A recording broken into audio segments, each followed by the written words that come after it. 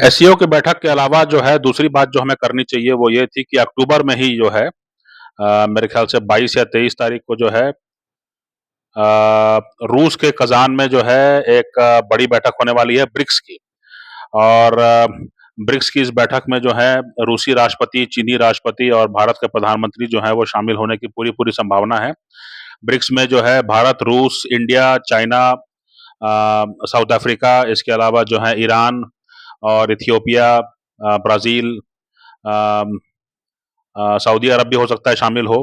इसके अलावा बहुत सारे जो हैं वो ऑब्जर्वर कंट्रीज जो है वो शामिल हो सकती हैं जिनको कि रूस जो है आमंत्रण दे। चूंकि होस्ट कंट्री जो होता है उसके पास ये अधिकार होता है कि वो अपने खास मित्र देशों को जो है वो शामिल करना अगर चाहे तो उनको भी वो निमंत्रण दे सकता है। लेकिन ब्रिक्स जो है एक बड़ी इकोनॉमिक ग्रुपिंग के रूप में उभर रहा है और इसमें पाकिस्तान नहीं है। पाकिस्तान इसमें शामिल होना चाहता है। बांग्लादेश भी शामिल होना चाहता है, थाईलैंड और मलेशिया भी शामिल होना चाहते हैं और तुर्की भी शामिल होना चाहता है। यहाँ तक बात हो चुकी है कि ब्रिक्स को लेकर के जो है इतना ज़्यादा उम्मीदें बढ़ गई हैं कि मलेशिया के प्रधानमंत्री जो हैं वो खास तौर पर भारत आए थे और उन्होंने भारत के साथ बहुत ही मजबूत रिश्तों की जो है बात कही है और व्यापार को बढ़ाने की बात कही है। जबकि पहले जो पुराने मलेशिया के प्रधानमंत्री थे महातिर मोहम्मद, वो जो है भारत को लेकर के काफ़ी जो है उन्होंने विवाद उत्पन्न किया था 370 के मुद्दे पर, कश्मीर के मुद्दे पर। और उनका जो है ज़्यादातर जो रुझान था वो जो है पाकिस्तान की ओर था और पाकिस्तान के जो हैंडसम प्रधानमंत्री इमरान खान उस समय थे, तो काफ़ी जो है दोनों के बीच में काफ़ी अच्छी जोड़ी जमती थी। और महातिर मोहम्मद का आज भी कोई विचार बदला नहीं है, वो आज भी जो है अनाप-शनाप बका करते हैं। लेकिन जो है वर्तमान जो प्रधानमंत्री हैं अनवर इब्राहिम, वो जो है थोड़ा ज़्यादा मैच्योर पॉलिटिशियन नज़र आते हैं और वो जो है भारत आए थे, भारत के साथ संबंधों को मजबूत कर रहे हैं। और यहाँ तक मामला है कि आयुर्वेद को लेकर के जो है मलेशिया की यूनिवर्सिटी में जो है एक डिपार्टमेंट या एक चेयर जो है स्थापित करने की जो है बात चली है, जो अभी हाल में उनकी यात्रा हुई थी। तो इसके इतर जो है मलेशिया के प्रधानमंत्री जो हैं वो अपनी गंभीरता दिखाने के लिए वो रूस भी पहुंच गए थे। रूस में जो है जो ईस्टर्न इकोनॉमिक फोरम हुआ था, जो कि रूस के लिए काफ़ी महत्वपूर्ण माना जाता है। भारत में काफ़ी मार्केटिंग होती है उसकी। अ, तो वहाँ भी जो है अनवर इब्राहिम पहुँचे हुए थे और वहाँ पर भी जो है उन्होंने खुल के ये बात कही कि जो है देश के स्तर पर और नेताओं के स्तर पर जो है दोनों देशों में अच्छे अच्छे रिश्ते होने चाहिए। इसके लिए वो काफ़ी इच्छुक हैं। तो मलेशिया, थाईलैंड, बांग्लादेश, पाकिस्तान, तुर्की ऐसे बड़े-बड़े देश जो हैं वो शामिल होने की पूरी कोशिश कर रहे हैं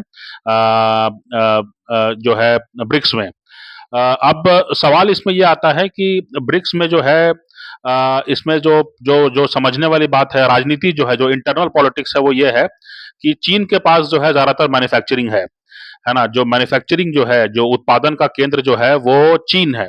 तो चीन के लिए आसान है कि अगर ब्रिक्स में कोई भी सहमति बनती है, ब्रिक्स में जो है कोई भी अगर अच्छा इकोनॉमिक अच्छा जो है आर्थिक गठजोड़ बनता है, तो चीन का जो फैक्ट्री का उत्पादन है वो बड़ी आसानी से सभी देशों में चला जाएगा, है ना?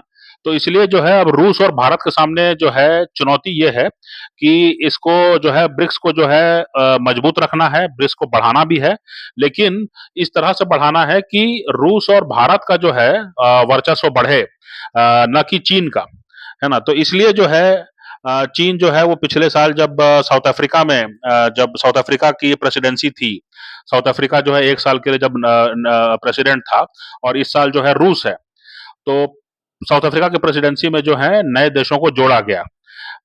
उसमें जो है ईरान और सऊदी अरब जैसे तेल के जो भंडार हैं, तेल और गैस के, उनको भी जोड़ दिया गया और इससे जो है हड़कंप मच गया क्योंकि अगर तेल का जो है व्यापार अगर अमेरिकी डॉलर को छोड़ करके होने लगा, तो इसका मतलब ये है कि फिर अमेरिका की सत्ता पूरी तरह डूब जाएगी, है ना? तो इसलिए जो है काफ़ी हड़कंप मच गया और अब जो ब्रिक्स का जो सम्मेलन होने वाला है रूस में, वहाँ पर जो है ये बहुत बड़ी बात देखने में आने वाली है कि डॉलर को छोड़ करके, अमेरिका के डॉलर को छोड़ करके जो है अगर कोई आपसी व्यापार के लिए कोई मैकेनिज्म डेवलप कर पाते हैं क्या ब्रिक्स के देश, है ना? अगर ये होता है तो ये मान के चलिए कि जो है बहुत बड़ी घटना होगी, बहुत बड़ी घटना होगी और अमेरिका के सामने कोई चारा नहीं रह जाएगा कि वो जो है बिल्कुल घुटने टेक दे या फिर कोई युद्ध छेड़ दे, बड़ा युद्ध छेड़ दे।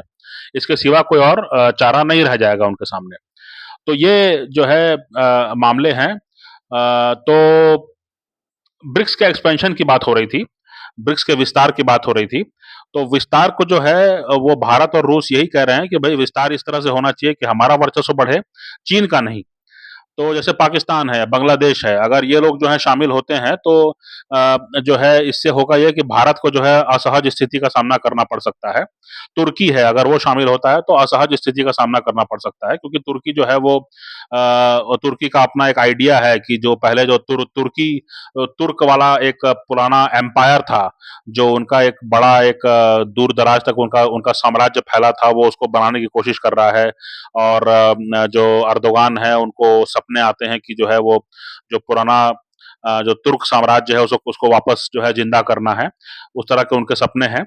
और तो ये सब जो हैं ये सब तो हैं वो देश थोड़ा अलग टाइप के हैं, तो इनको थोड़ा सा संभालना भी पड़ेगा, इनको मना भी नहीं कर सकते और इनको शामिल करना भी जो है एकदम से संभव नहीं है। तो इसके लिए कोई तरीका निकालना था, और तरीका ही जो है आज के वीडियो का मकसद है कि तरीका क्या निकाला गया। तो तरीका ये निकाला गया कि रूस के जो प्रतिनिधि हैं, जो ब्रिक्स का काम देख रहे हैं, उन्होंने जो है ये कहा कि ब्रिक्स जो है उसको हम विस्तार करना चाहते हैं, और ब्रिक्स में जो है वो सभी जो नए सदस्य हैं, जो नए देश हैं जिनका आवेदन हमारे पास है जुड़ने के लिए, उनका हम स्वागत करते हैं। लेकिन शर्त ये होगी लेकिन शर्त ये होगी कि आप जो है अमेरिकी प्रतिबंधों को जो है नहीं मानेंगे, है ना? अगर अमेरिका कहेगा कि आपको जो है रूस से तेल नहीं खरीदना है या ईरान से तेल नहीं खरीदना है, तो आपको उसको नहीं मानना होगा, है ना? आपको जो है ये कहना होगा कि हम ब्रिक्स में जुड़े हुए हैं, और ब्रिक्स में जुड़ने के कारण जो है हमको आपसी व्यापार को बढ़ाना है। और अगर अमेरिका नाराज हो तो हो, अमेरिका अगर प्रतिबंध लगाए तो आपको सहना होगा, है ना? ये जो है कहीं न कहीं एक बात, एक शर्त रख दी गई है सामने। शर्त बिल्कुल वाजिब है कि भई अगर आप ब्रिक्स जो है कोई सिक्योरिटी गुट नहीं है, कोई सुरक्षा को लेकर के कोई समूह नहीं बना है। ये जो है एसेंशियली जो है एक आर्थिक जो है गलियारा है, एक आर्थिक गठजोड़ के रूप में जो है समूह बना है। और इसलिए जो है जब आर्थिक गतिविधि होगी ही नहीं, अगर आप ये कहेंगे कि नहीं रूस पर प्रतिबंध लगा हुआ है अमेरिका का और हम इससे व्यापार नहीं करेंगे, तो फिर आपको जोड़ने का मतलब ही क्या हुआ? कोई मतलब नहीं हुआ। तो आप मत जुड़िए। है ना? तो पहले आपको ये कमिटमेंट देना होगा कि आप ब्रिक्स में जुड़ेंगे तो अमेरिकी प्रतिबंधों की परवाह आप नहीं करेंगे। ये बात आपको कहनी होगी। तो ये एक फिल्टर लगा करके जो है तुर्की और पाकिस्तान और बांग्लादेश जैसे देशों को जो है बाहर कर दिया गया। हमने मना नहीं किया, रूस ने मना नहीं किया है, लेकिन उन्होंने ऐसा फिल्टर लगा दिया कि जिससे जो है अब इनके लिए मुश्किल हो गई है कि अब ये अपनी दावेदारी कैसे प्रकट करें, कैसे वो ये कहें कि हाँ, हम अमेरिका के प्रतिबंधों की बात हम नहीं मानेंगे, है ना? क्योंकि पाकिस्तान जो है, पाकिस्तान और ईरान के बीच में जो है गैस पाइपलाइन का मुद्दा काफ़ी पुराना है, और ईरान ने अपनी तरफ से गैस पाइपलाइन बना दी है, और वो पाकिस्तान से कह रहा है कि आपको भी अपनी तरफ से गैस पाइपलाइन बना करके हमारा गैस को अपने तरफ ले जा करके आपको उसको खरीदना चाहिए, है ना? क्योंकि हमारे बीच में एग्रीमेंट है।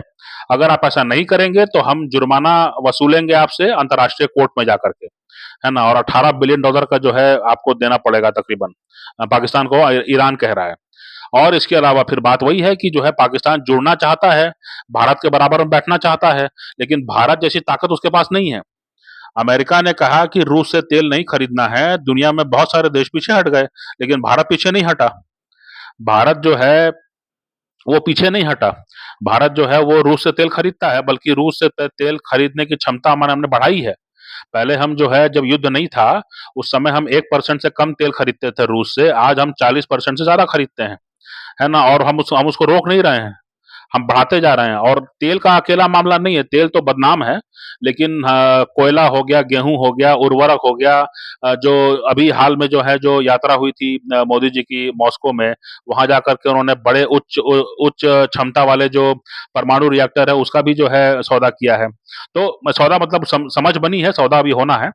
तो कहने का मेरा मतलब ये है कि भारत जो है उसने साबित किया है कि वो अमेरिकी प्रतिबंधों को नहीं मानता है ना? अब ये कहा जाएगा कि भाई ईरान से तेल आप क्यों नहीं खरीदते हैं? भारत को कहा कह कोई पूछ सकता है कि ईरान से तेल क्यों नहीं खरीदते हैं?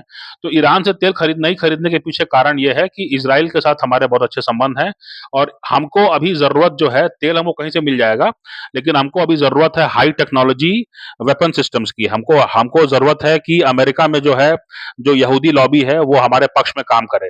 इसलिए जो है इज़राइल के आपत्ति के कारण जो है कहीं न कहीं ईरान के साथ हमने तेल खरीदना बंद कर दिया या हमने तेल जो है वहाँ से हम नहीं खरीदते हैं। तो ये एक तरह का सौदा है ना? इसमें कोई प्रतिबंध मानने नहीं मानने वाली बात नहीं है। ऐसा नहीं है कि भारत और ईरान में कोई व्यापार नहीं होता है, व्यापार होता है और भारत और ईरान में जो है चाबहार पोर्ट का भी समझौता भी हुआ ही है। तो भारत जो है चाहता है कि मध्य एशिया, अफ़गानिस्तान और रूस तक पहुँचने के लिए भारत के ईरान के चाबहार पोर्ट के ज़रिए जो है, वहाँ पे निवेश करके, वहाँ पर जो है फैसिलिटीज़ को विकसित करके जो है, हम पाकिस्तान के ग्वादर को पीछे छोड़ देंगे और जो है मध्य एशिया, अफ़गानिस्तान और रूस तक पहुँचेंगे और हमारे बीच का व्यापार बढ़ जाएगा। तो ये तो बात है। तो भारत तो कोई प्रतिबंध को मानता नहीं है, भारत अपने हित में काम कर रहा है। लेकिन पाकिस्तान या बांग्लादेश या तुर्की जो है ऐसा नहीं कर सकते हैं क्योंकि तुर्की जो है वो नेटो में शामिल है। तो उसके यहाँ जो हथियार हैं वो ज़्यादातर जो हैं वो अमेरिकी ओरिजिन के हैं। तो अगर जो है तुर्की जो है कहेगा कि हम जो है प्रतिबंधों को नहीं मानते हैं और हम जो है रूस और ईरान के साथ हम व्यापार करेंगे, तो कहीं न कहीं फिर अमेरिकी प्रतिबंधों का सामना करना पड़ेगा। तो अर्थव्यवस्था तो वैसे भी कमज़ोर है वहाँ पे तुर्की में। तो ये मामला है। इसके अलावा जो है बांग्लादेश, बांग्लादेश तख्तापलट हो गया है। बांग्लादेश में शेख हसीना की सरकार को जो है ब्रिक्स में शामिल करने में इच्छुक था भारत, लेकिन अब नहीं है। अब जो वहाँ पे अंतरिम सरकार आई है उसको उसको शामिल नहीं करना चाहता है भारत और इसलिए जो है ये कहा जाएगा कि भई आप तो अमेरिका के नज़दीक हैं और क्या आप हिम्मत दिखाएँगे कि आप रूस और ईरान के साथ आप व्यापार करें? ये क्या आप कर पाएँगे? तो ज़ाहिर-सी बात है कि मोहम्मद यूनुस कहेंगे कि हम ऐसा नहीं करेंगे। तो नहीं करेंगे तो आप बाहर रहिए, है ना? तो ये जो है एक चालाकी है मतलब ये कि अंतर्राष्ट्रीय संबंधों में ये बताने की ज़रूरत इसलिए थी क्योंकि अंतर्राष्ट्रीय संबंधों में कैसे जो है आपने कर भी दिया और पता भी नहीं चला, आपने कह भी दिया और सुनाई भी नहीं दिया। मतलब ये इस तरह की बात की जो मतलब डिप्लोमेसी से जो है, कैसे चालाकी से जो है काम किया जाता है, उसका एक बहुत बढ़िया नमूना है। पाकिस्तान में जो है न काफ़ी जो है लोग माहौल बनाए हुए हैं कि रूस ने समर्थन कर दिया है, रूस ने समर्थन कर दिया है, पाकिस्तान को ब्रिक्स में जोड़ना चाहता है ना? और पाकिस्तान के प्रति जो है रूस का रुझान बढ़ते जा रहा है। ये काफ़ी वो खुश हो रहे हैं इस बात को लेकर के। चूँकि अमेरिका ने छोड़ दिया है उनको और चीन से कोई फ़ायदा नहीं है, तो उनको ऐसा लगता है कि रूस जो है उनके लिए नया पिता बन के आएगा। तो जो है पिछले 1 साल से जो है वहाँ पे काफ़ी डिबेट चल रही है कि ब्रिक्स में जो है रूस ने हमारा समर्थन कर दिया है और हमारा आवेदन चला गया है। लेकिन अब जो रूस ने शर्त लगाई है, अभी जब अक्टूबर में जो है ये बैठक होने वाली है, उसमें फैसला होगा। तो उसके पहले जो है रूस ने ये शर्त लगा दी है कि पहले आपको ये कमिटमेंट देना होगा कि आप रूस और ईरान और सबके साथ जो है बराबर से आप व्यापार करेंगे और अमेरिकी प्रतिबंधों को नहीं मानेंगे। तो वो काम भारत तो कर रहा है, लेकिन पाकिस्तान कर पाएगा क्या? नहीं कर पाएगा। तो इसलिए फिर पाकिस्तान जो है यहाँ पर चूक जाएगा और पाकिस्तान जो है वो ब्रिक्स के बाहर ही रहेगा।